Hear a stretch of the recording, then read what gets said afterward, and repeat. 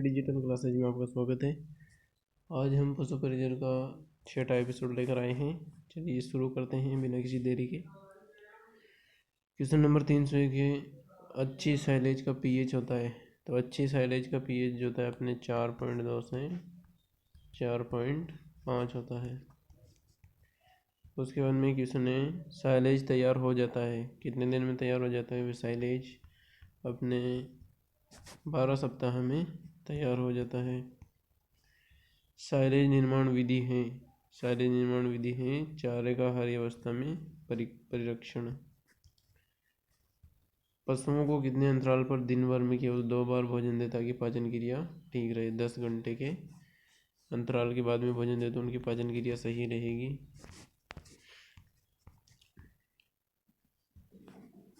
मुर्गी के शरीर का तापमान होता है, कितना होता है? मुर्गी के शरीर का तापमान 106 डिग्री फ़ारेनहाइट होता है।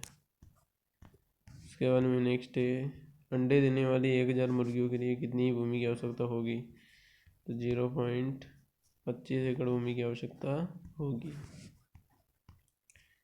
नेक्स्ट क्वेश्चन है, ब्रूडर की 2 फीट फर्श से ऊंचाई पर अनुकूल तापक्रम क्या होना चाहिए?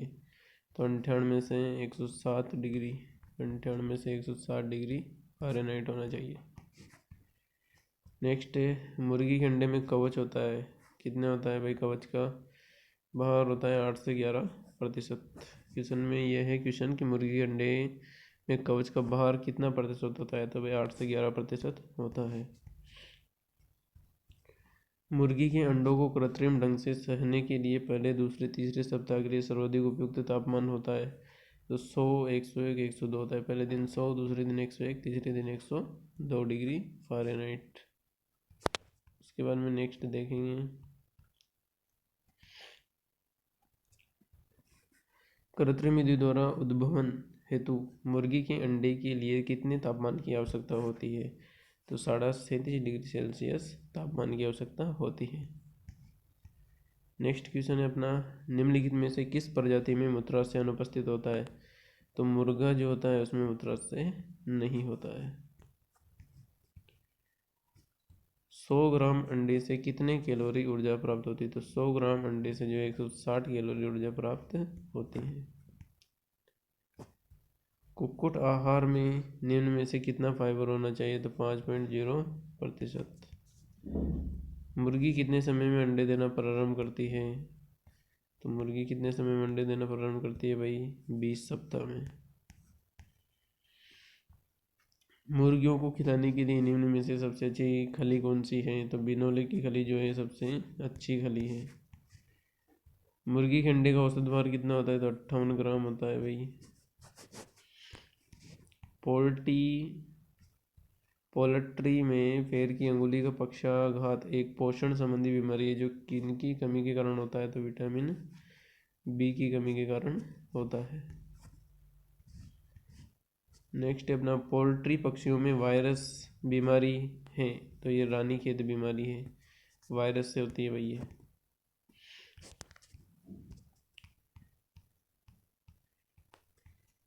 नेक्स्ट क्वेश्चन है अपना, सामान्य दूध से खीस में कितने प्रतिशत अधिक प्रोटीन पाई जाती है? सामान्य दूध से खीस में कितने प्रतिशत अधिक प्रोटीन पाई जाती है? तो 3 से 5%।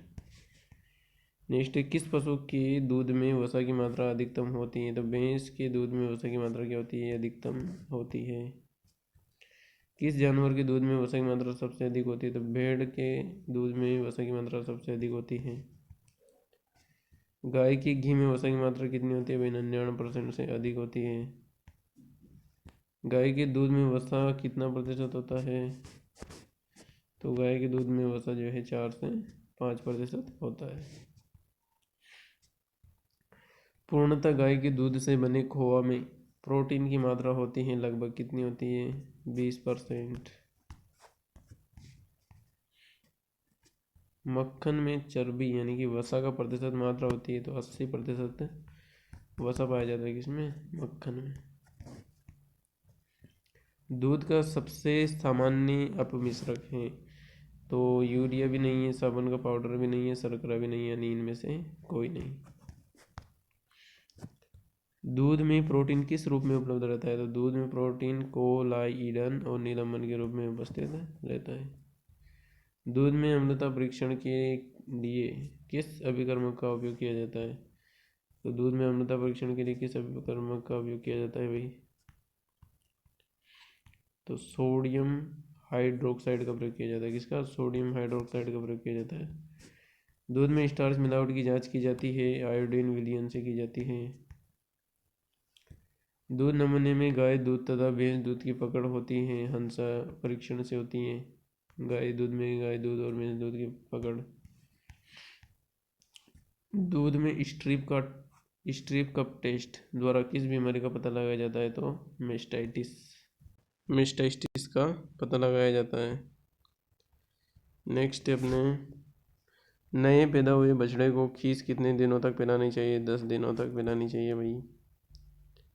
उसके बाद में नेक्स्ट है नहीं बनाया जा सकता। गर्मी की ऋतु में नहीं बनाया जा सकता। गर्मी की ऋतु में बनाया जा सकता है, जाड़े की ऋतु में भी बनाया जा सकता है, लेकिन वर्षा की ऋतु में नहीं बनाया जा सकता है। ठीक है। नेक्स्ट क्वेश्चन है गाय को 100 किलो शरीर भार पर शुष्क पदार्थ देते हैं 2.5 किलो। नेक्स्ट है हैचिंग कहते हैं। हैचिंग किसे कहते हैं? अंडों से चूजे निकलना को क्या कहते हैं? हैचिंग कहते हैं। 1 से 3 दिन की आयु वाले चूजों को एफ स्ट्रेन की वैक्सीन किस रोग से बचाव के लिए लगाई जाती है? तो रानीखेत रोग से बचाव के लिए कौन सी वैक्सीन? याद रखना, एफ स्ट्रेन वैक्सीन लगाई जाती है। नेक्स्ट क्वेश्चन है कोराइजा रोग के मुख्य लक्षण हैं छींकना, आंखों में सूजन, चेहरे पर सूजन। तो उपरोक्त सभी लक्षण जो है कोराइजा रोग के हैं। उसके बाद में नेक्स्ट क्वेश्चन है अपने भेड़ की सबसे अच्छी नस्ल कौन सी है? तो भेड़ की सबसे अच्छी नस्ल कौन सी है? मेरिनो। ये भी याद रखना, मेरिनो जो है भेड़ की सबसे अच्छी नस्ल है। और राजस्थान की मेरिनो जो है चोकला को कहा जाता है। भैंसों की सबसे छोटी नस्ल होती है। तो भदावरी जो नस्ल है सबसे छोटी नस्ल है भैंसों की। निम्न में से कब गायों को गर्भित करना चाहिए? कब करना चाहिए भाई? ऋतुकाल शुरू होते ही करना चाहिए। ऋतुकाल के बीच भी नहीं, मध्य से अंत में भी नहीं, ऋतुकाल के अंत में भी नहीं। ठीक है, ऋतुकाल शुरू होते ही गायों को गर्भित करना चाहिए। पिग लेट कहते हैं। तो पिग मतलब सुअर, तो बकरी को भी नहीं कहेंगे, भेड़ को भी नहीं कहेंगे, गाय को। पिग मतलब सुअर, सुअर के बच्चे को क्या कहा जाता है? पिग लेट कहा जाता है भाई। ये भी पूछा जा सकता है, वैसे नॉर्मल क्वेश्चन है। किस गाय का मस्तक अंडाकार होता है? तो डांगी जो गाय है उसका मस्तक जो है अंडाकार होता है। लंबे और लटके हुए सींग किस गाय के होते हैं? तो अमृत महल गाय जो होती है उसके सींग जो है लंबे और लटके हुए होते हैं। किस गाय का चेहरा लंबा और संकरा होता है? तो हरियाणवी जो गाय है उसका चेहरा क्या होता है? लंबा और संकरा होता है। कृषि के लिए किस नस्ल के बछड़े उपयुक्त रहते हैं? तो हरियाणवी जो नस्ल है उसके लिए उसके जो बछड़े होते हैं वो कृषि के लिए उपयुक्त होते हैं। भैंस का वैज्ञानिक नाम क्या है? तो भैंस का वैज्ञानिक नाम है बुबलस बुबेलिस। राज्य मंत्रिमंडल ने पशुधन विकास नीति की घोषणा की तो कब की थी भाई? 17 फरवरी 2010 को की थी शायद। इसमें आंसर देखना पड़ेगा कहीं गलत ना हो जाए। यह 17 फरवरी 2010 को ही की गई थी। उसके बाद में है निम्न में से सम्मिलित नहीं है। तो सम्मिलित कौन सा नहीं है भाई? कैमल मिल्क डेयरी बिजवाल बीकानेर में सही है। गंगमूल डेयरी करौली राजस्थान में नहीं है। वरमूल डेयरी जोधपुर में बिल्कुल। उर्मूल डेयरी बीकानेर में बिल्कुल। तो इसमें गंगमूल डेयरी करौली राजस्थान में नहीं है। मुख्यमंत्री पशुधन निःशुल्क योजना कब लागू की गई? तो ये 15 अगस्त 2012 से लागू की गई। नेक्स्ट है फिनोविक्स की मात्रा बकरियों को दी जाती है 15 से 30 ग्राम। यह वह अवस्था है जिसमें पशु मद के लक्षण स्पष्ट रूप से प्रदर्शित नहीं करता है, साइलेंट हिट बोलते हैं इसको। जब पशु क्या नहीं करता है? मद के लक्षण स्पष्ट रूप से प्रदर्शित नहीं करता है। निम्न में से कौन सी भेड़ की प्रजाति अच्छी मात्रा में दूध देती है? चलिए ऑप्शन देखते हैं। सोनाड़ी नस्ल की जो भेड़ है वो भेड़ है बकरी है भाई, बकरी है ना, नहीं भेड़ भेड़ सॉरी, वही देखो भेड़ जो है भाई सोनाड़ी नस्ल की वो अच्छा दूध देती है भाई। नेक्स्ट क्वेश्चन है अपना, अंडे देने वाली 1,000 मुर्गियों के लिए कितनी भूमि की आवश्यकता होती है? फिर आगे 0.25 एकड़ भूमि की आवश्यकता होती है। दूध का अपेक्षित घनत्व होता है 1.028 1.032। नेक्स्ट है, किस नस्ल की भैंस के सिर पर सफ़ेद टीका होता है? नीली रावी जो होती है उस भैंस के जो मुंह होता है ना उसका, वहाँ पे सिर के वहाँ पे सफ़ेद टीका होता है। निम्न में से गोवंश की कौन सी नस्ल शक्ति व श्रम के लिए उपयुक्त है? तो नागौरी नस्ल। वो शक्ति या श्रम कह लो, बोझा ढोने वाले कह लो, कृषि कार्य के लिए कह लो, तो वही नागौरी नस्ल है भाई। उसके बाद में नेक्स्ट क्वेश्चन है अपना, गरिमा किसकी नस्ल है? तो गरिमा भैंस की नस्ल है। ठीक है, गरिमा पूछे तो भैंस की नस्ल है। दूध में गंदगी आती है, दूध में गंदगी अयन के बाहर से भी आती है, अयन के भीतर से भी आती है, यानी दोनों से आती है। नेक्स्ट क्वेश्चन है, बछड़े को उसके शरीर के भार की तुलना में खीस पिलानी चाहिए 1/10 भाग। गोवंश पशु में वीर्य के सिंचन के लिए कौन सी विधि काम में लेते हैं? तो रेक्टो वेजाइनल विधि काम में ली जाती है। वीर्य में शुक्राणुओं की संख्या एवं गतिशीलता का परीक्षण किया जाता है। BBC, ब्रोमोथाइल ब्रोकेस्टोकोज और मिथाइल ब्लूरिक्टेज उपयुक्त दोनों से किया जाता है। ब्रोमोथाइल ब्लूकेस्टरेज और मिथाइल ब्लूरिडक्टेज दोनों से इसका परीक्षण किया जाता है। वीर्य की शुक्राणु की गति एवं गतिशीलता का परीक्षण किया जाता है। सॉरी भाई, इसमें ये आंसर कहाँ से आया फिर? अरे यार सॉरी गाइस सॉरी। वीर्य में शुक्राणुओं की संख्या में गतिशीलता का परीक्षण किया जाता है, तो ये BBC द्वारा किया जाता है। ब्रोमोथाइल ब्लोकेस्टोज मैंने उपयोग दोनों कह दिया था, जो कि गलत है, ये सही है। नेक्स्ट है, उच्च गुणवत्ता का खोवा बनाने के लिए किसका दूध अच्छा माना जाता है? तो भैंस का दूध अच्छा माना जाता है उच्च गुणवत्ता का खोवा बनाने के लिए। पशुओं में कौन सी बीमारी जीवाणु जनित नहीं है? तो एंथ्रेक्स भी जीवाणु जनित है, हेमोरेज ये भी है, ये नहीं है। ठीक है, ये जीवाणु जनित नहीं है। ऊँट के लिए आवास में कुल स्थान होना चाहिए 70 से 100 वर्ग फीट होना चाहिए। उसके बाद में है, एक वयस्क गाय के लिए खुला स्थान होना चाहिए, तो कितना स्थान होना चाहिए? 80 से 100 वर्ग फीट होना चाहिए स्वस्थ गाय के लिए खुला स्थान। कृत्रिम गर्भाधान में काम में लिए जाने वाले वीर्य में शुक्राणुओं की गतिशीलता प्रतिशत होनी चाहिए। कितने प्रतिशत होनी चाहिए भाई?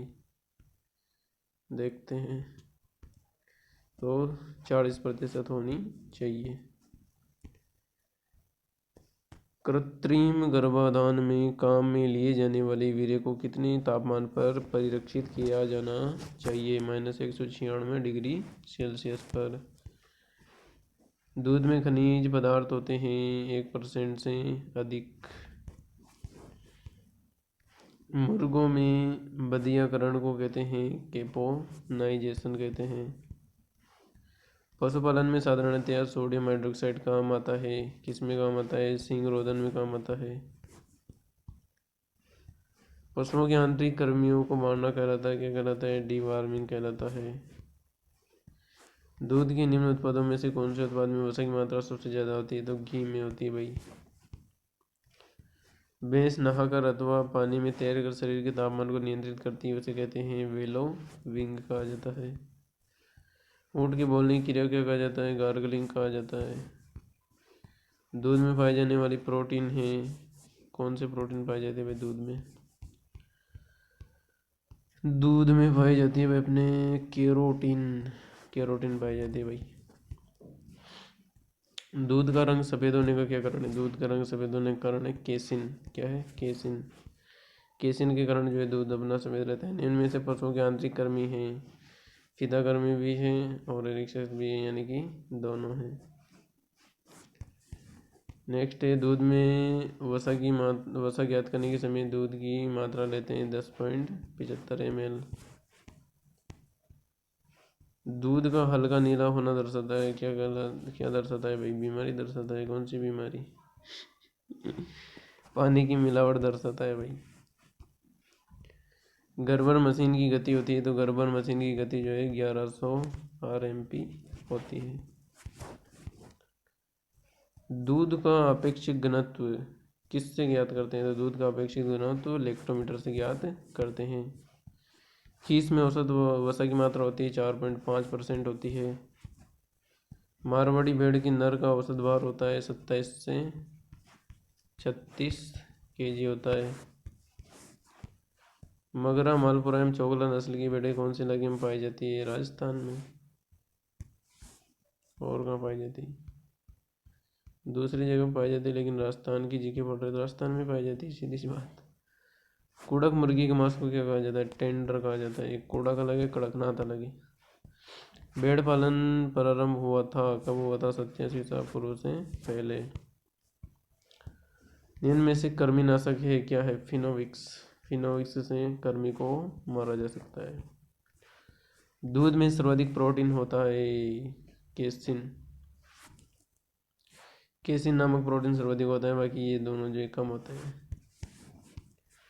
प्रजनन के उपयोग में आने वाले नर अश्व को क्या कहा जाता है भाई? मेयर। स्टेलियन कहा जाता है। क्या कहा जाता है? स्टेलियन कहा जाता है।